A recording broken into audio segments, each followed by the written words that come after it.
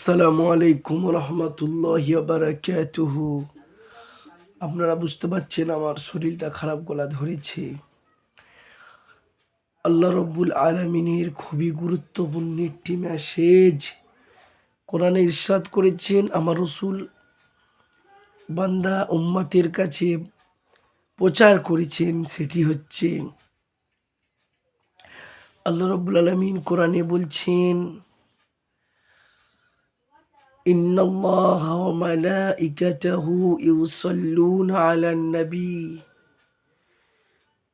ইয়া আইয়ুহাল্লাযীনা আমানু সাল্লু আলাইহি ওয়া সাল্লিমু তাসলিমা। ফারিস্তা আল্লাহ রসুলের উপরে দরুদ পড়েন।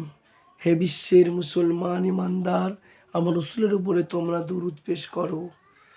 আমার রসুল বলেন যে আমার উপরে দরুদ পড়ে একবার, আমার আল্লাহ তার উপরে 10টা রহমত বর্ষিত করে। তো আমরা প্রত্যেকে আমার রসুলের উপরে বেশি বেশি করে দরুদ পেশ করব। আসসালামু আলাইকুম।